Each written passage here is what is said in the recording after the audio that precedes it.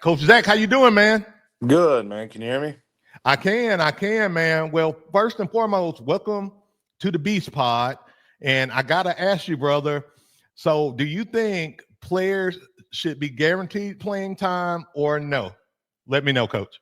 I do. Our organization does mandate playing time, and Nice, every player is required to get at least 8 plays per game. nice, nice.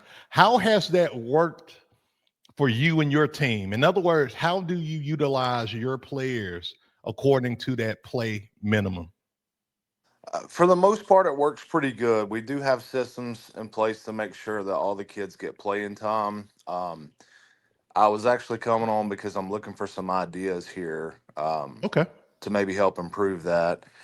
The biggest area that we typically struggle with is that we have 7 minute quarters, Mhm. and oftentimes when either our team or the opposing team is struggling with game management, it can be very difficult to get all those guys on the field in a game. Right. And the biggest thing that we struggle with though is we have a handful of kids who seem really disengaged, and we try to be engaging in practices, but we do Mhm. have a few kids that just don't want to be there. You know what I mean? I don't know if that Yeah. makes sense, but Oh yeah.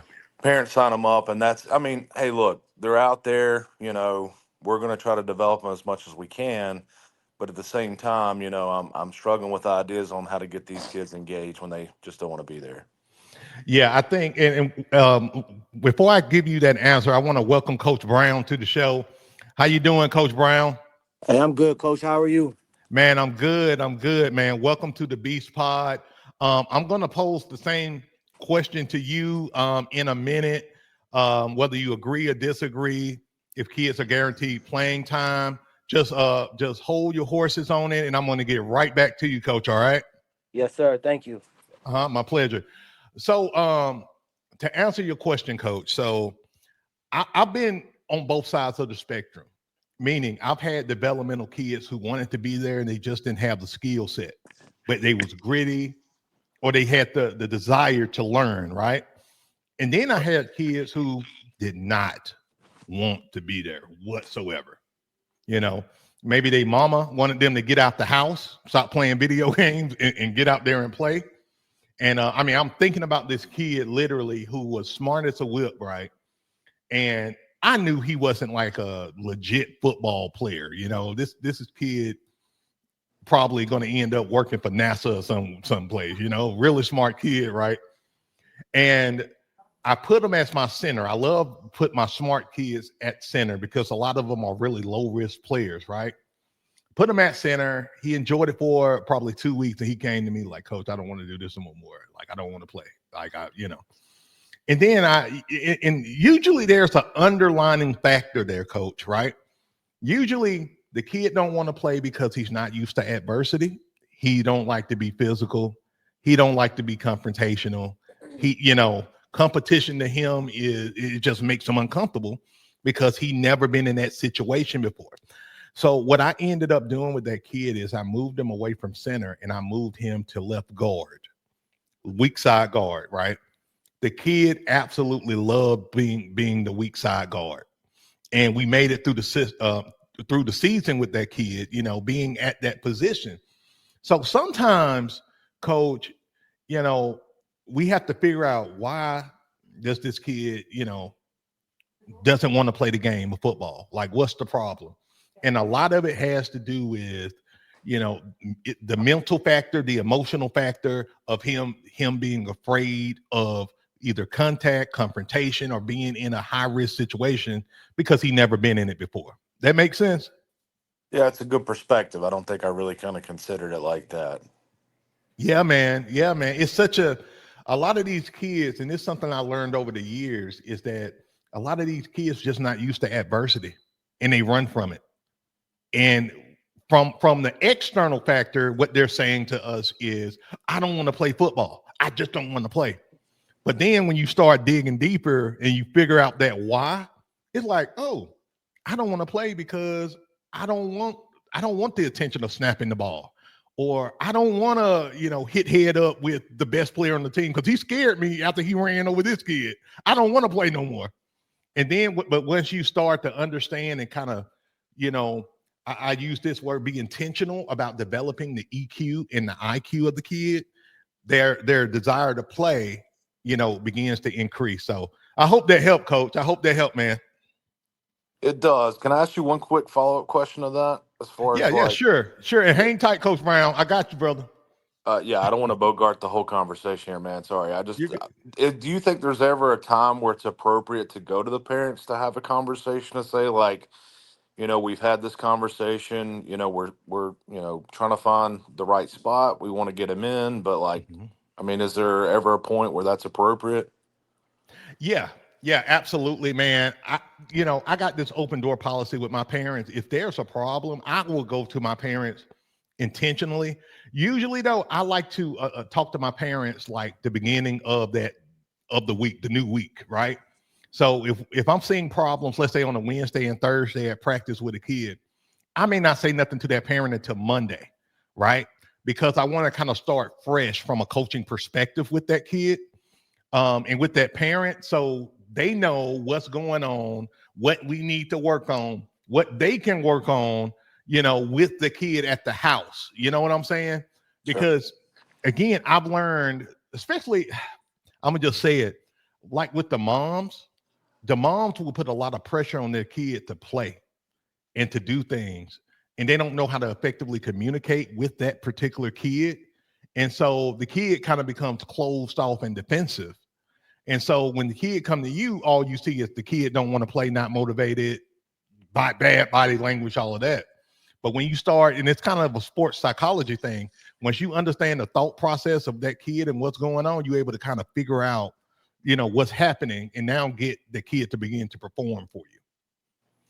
And I'll say this too, guys. I put this schedule up for you guys. I created this for you guys to give you an idea of how we rotate our players in. And you guys can use this, screenshot it, all of that good stuff, right? Right.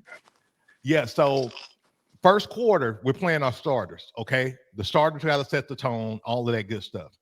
The second quarter, this is when we start to rotate our developmental players in. And especially, we try to develop or put these kids in these non-critical situations, right? So I will put them in maybe first 5 minutes of the second quarter, right? Or I may even put them in on the backside of the second quarter if we got a big lead, right? So, but the kids get a lot of playing time, our second team guys or our developmental guys, in the second quarter, okay? Then going into the third quarter, I may still have a few of them in there to get their playing time in. But then by the time we go to the fourth quarter, I like my starters to finish strong unless we just blowing out a team. You got me? So this is literally kind of how we do it. And I thought I'd create this for you guys to help you, because I knew a question like this was coming. All right, man. Thanks so much. Hey, my pleasure, Coach. My pleasure. And if you don't mind, hang on the chat with me. I'm gonna get Coach Brown in here, and we can kind of continue this conversation if you don't mind, Coach Zach. Sure. Awesome. So, Coach Brown, man, appreciate you for waiting and your patience, brother. No worries. Thank you for having Let's me. start here, man. Do you agree or disagree that a kid should be guaranteed playing time in youth football? Let me know, brother. So I'm in Richmond Hill, Georgia, and I coach for a 12U football team Yes, sir. with the rec department, and their rules are all kids have to have playing time. Mhm. So from the get-go, I agree that any child or athlete that signs up should get an opportunity to play. Yeah. What I like to do, coach, is my developmental guys, I put them on the teams unit. I put them on punt team and the kicking team. And they actually grew to love it. They love sprinting down the field, breaking down and making an open field tackle. And then once they realize that, okay, hey, trust the system, trust your pads, then they're over here pulling at the shirt tail, asking to go in on defense or asking to go in on offense to lay a block. Yeah. So I love to that. answer your question, coach, yes, I agree. I love that. So I want you to stick right there, hang right there. I want to welcome Coach G in. Coach G, welcome to the show, the Beast Pod, man. Glad to have you on, brother. What's going on, man? Man, nothing much. So let me know, Coach, how do you feel about this discussion? Do you think a kid should be guaranteed playing time or not in youth football? Let me know, Coach. They pay the same fees as everyone else, man. And yeah. Like our league here, we have a lot of things in place to get kids their playing time. Mm-hmm. At the same time, there's always a safety risk if a kid's not showing up to practice, being prepared. Yeah. But as our league, I don't know. It's really a rec league. So we have a 25-point split where if I got you beat by 25 points, that is the end of competition, but the clocks will keep running. Yeah. And then at that point, we have a rule. You will change your backfield, your quarterback, your running backs, everyone like that. So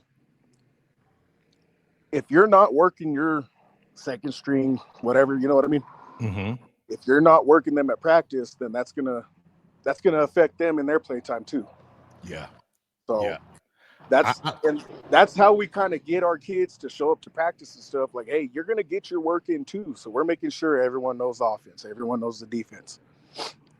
Man, I love that. I absolutely love that. And I think something you made mention of right there that I picked up on, the league helps to really regulate that standard and hold that standard and hold us as coaches accountable.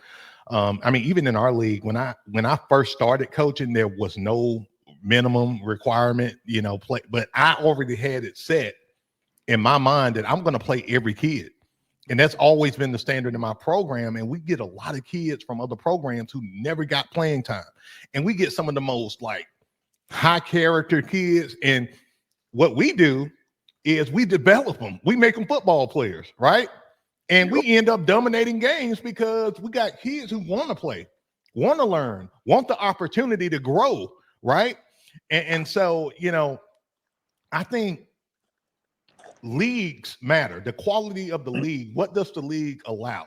And how do they hold us as coaches accountable? Because, the fact of the matter is that I hate to say this, but I'm going to say it because I see, different type of coaches from all across the country in different spectrums. You got some coaches who want to run their program like they are literally a 6A, 7A high school football coach. And they look at these little 9-year-old, 10-year-old kids and they're like, oh, he trash. I'm not playing him. He's going to stay on the bench. It's like, man, dude, this is youth football, bro. You are a developer, man. You know what I'm saying? You're not only a teacher, but you are a developer. Now, if you want, to bench kids and make it all about winning, you should put yourself in a position to coach high school football or college football. But at the youth football level, you should at the very least focus on developing kids, give them, and this is what we do. Like if we got a kid, for example, who maybe special needs or got a learning disability or something like that, we just don't overwhelm them with responsibility. We teach them one valuable skill set that they can add to the team, right? I'll tell you what I did. What I did, my older son, he just finished up with me with his little league career. Mm-hmm. He's autistic. He's high functioning autistic. Mm-hmm. And so I put him in nose guard. Real simple. Ball moves, you freaking go. Shoot a gap. Yep. And he ended up being a freaking monster for me. I worked him up to the point where he'd be my DN. And from that point on, he started feeling the importance of himself. Yeah. And that made him hungry. So I'm like, okay, maybe this will work. So you start making these other kids feel super important. It drives them to keep learning and put in more effort. They show up to practice on time. They stay after practice for the bonus work. And so now, because I finished up with him, I dropped down to my younger kids age group, which is 8U. He's 7. Mm-hmm. And we're having our draft, and there's another little boy. He's got the glossy eyes just like my son did. And I said, I want that kid. Wow. And really what it is I know I can flip that switch in this kid's head. He'll run through a wall for me. Yeah. So It's all about I've been doing this since 2008, Mm-hmm. and you're gonna learn how to deal with every kid, parents, and everything like that. It's how much do you want to affect their lives?